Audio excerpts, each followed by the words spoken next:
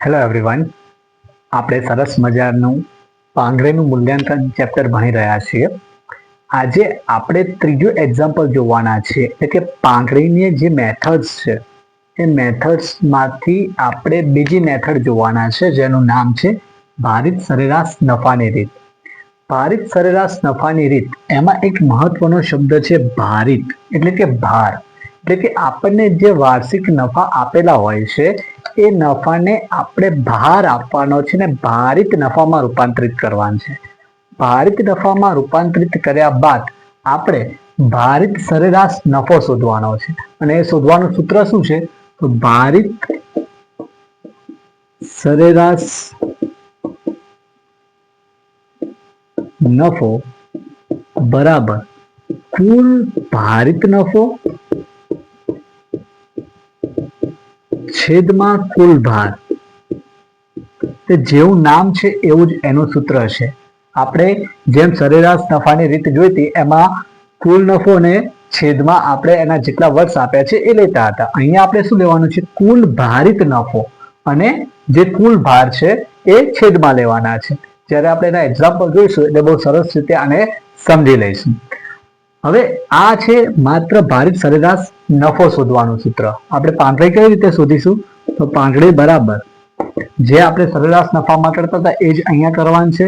ભારિત સરેરાશ નફો ગુણ્યા ખરીદીના વર્ષ. બસ આ રીતે આપણે પાંગળી શોધીશું. સરસ મજાના બે એક્ઝામ્પલ છે. એક જ વિડીયોમાં આપણે બે એક્ઝામ્પલ સોલ્વ કરવાના છીએ. તો આ વિડીયોમાં આગળ વધીએ અને એક્ઝામ્પલ જોઈએ. બંને સૂત્રોને યાદ રાખવાના રહેશે. બે સૂત્રો સરેરાશ નફાના થયા અને બે સૂત્રો ભારિત નફામાં. એમાં આ કોમન રહેશે, આ સૂત્ર કોમન રહેશે. માત્ર અહીંયા ભારિત સરેરાશનો નફો એ ચેન્જ થશે. તો સૂત્રને યાદ રાખજો. આપણે ઉદાહરણમાં આગળ વધીએ.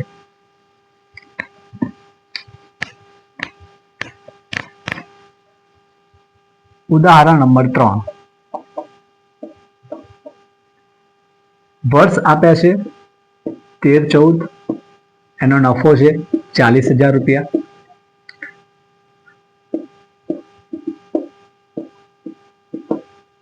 ત્યારબાદ 14-15 50,000 રૂપિયા.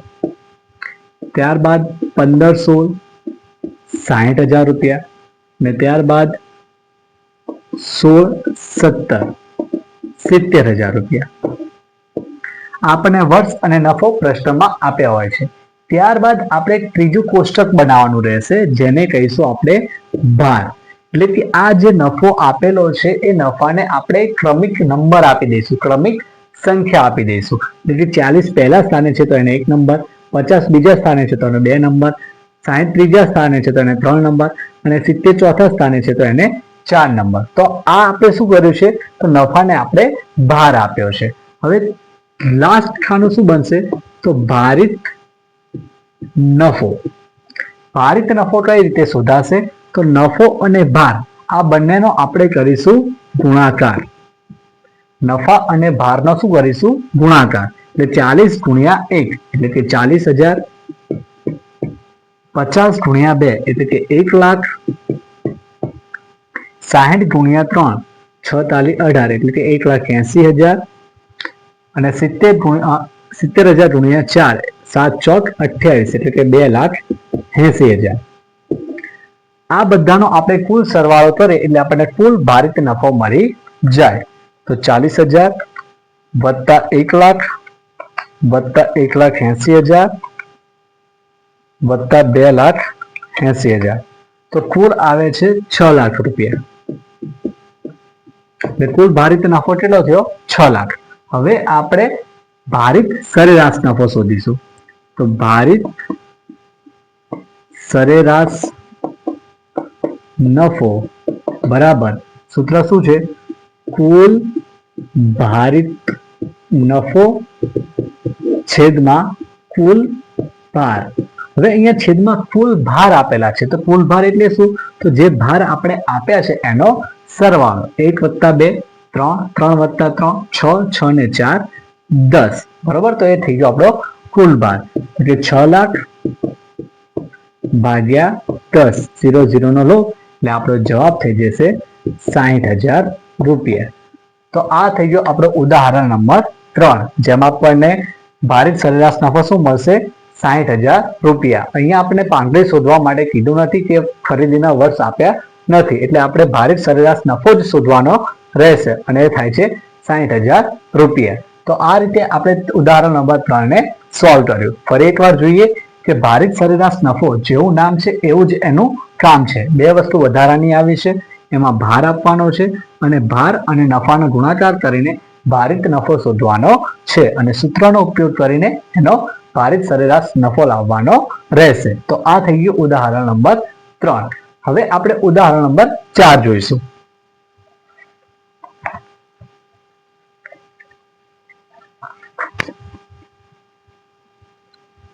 આઈ હોપ કે બધાને ઉદાહરણ નંબર 3 માં સમજ પડી ગઈ હશે. ચલો ઉદાહરણ નંબર 4. ફોર્મેટ આપણું સેમ રહેશે. નફો જોઈ લે. પહેલા પ્રશ્ન શું છે? નીચેની માહિતી પરથી મીના અને ભદ્રેશની ભાગીદારી પેઢીની પાંગડીની કિંમત છેલ્લા 5 વર્ષના ભારિત સરેરાશની 3 વર્ષની ખરીદીના આધારે. અહીંયા ખરીદીના વર્ષ કેટલા આપ્યા છે? 3. હું અહીંયા લખી દઉં છું 3 વર્ષ ખરીદી. આ ઇમ્પોર્ટન્ટ હોય છે, ઓકે, કારણ કે આના સિવાય આપણને પાંગડી મળશે નહીં. 3 વર્ષની ખરીદીના આધારે શોધો. ચલો વર્ષ આપ્યા છે 2012-13, જેનો નફો છે ₹80,000.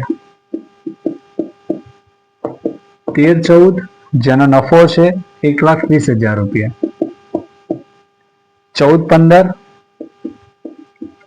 જેનો નફો છે ₹1,40,000.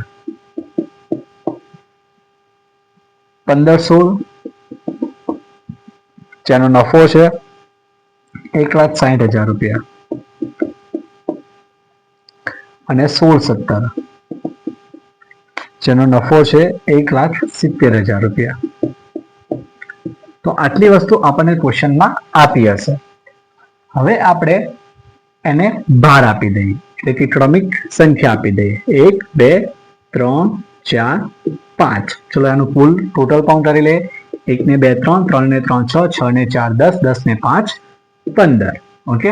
હવે ભારિત નફો, તો આનો કરીશું ગુણાકાર. તો 80 બહુ સહેલાથી મળી જશે. ત્યારબાદ 1,20,000 ગુણ્યા 2, તો 2,40,000.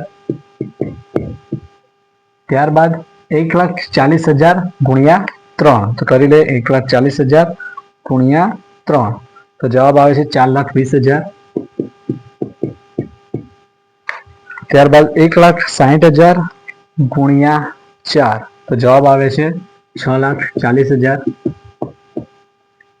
ત્યારબાદ 1,70,000 ગુણ્યા 5,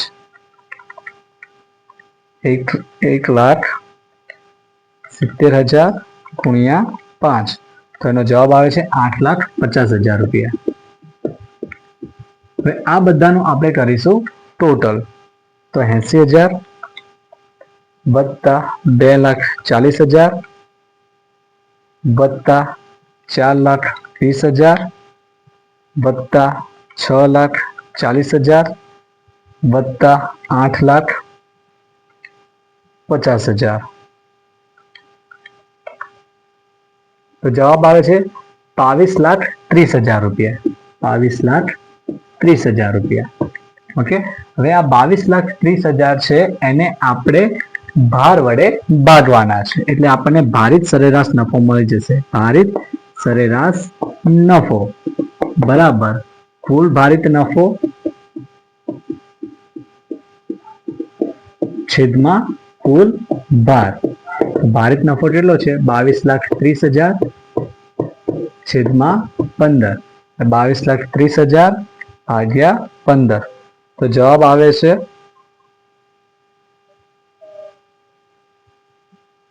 1,48,666.66. એટલે કે 1,48,666.66 છે. 50 થી વધારે એટલે એક પોઈન્ટમાં લખ્યા કરતા એક આગળ ઉમેરી દઈએ, એટલે 1,48,667. તો આ થઈ ગયો આપણો ભારિત સરેરાશ નફો. હવે પાંગડી શોધી લઈએ. તો પાંગડી બરોબર ભારિત સરેરાશ નફો ગુણ્યા ખરીદીના વર્ષ. ખરીદીના વર્ષ કેટલા છે? 3. તો 1,48,667 ગુણ્યા 3. 1,48,667 ગુણ્યા 3. તો જવાબ આવે છે 4,46,001. 4,46,001. તો આ થઈ ગઈ આપણી પાંગળી. ઓકે, આ રીતે આપણે ઉદાહરણ નંબર 4 જે છે એને સોલ્વ કરીશું. સરસ મજાને ભારિત સરેરાશની રીત છે, બહુ સહેલી રીત છે. આઈ હોપ કે દરેકને સમજ પડી હશે. પ્લીઝ વિડીયોને લાઈક કરજો, શેર કરજો. Thank you very much.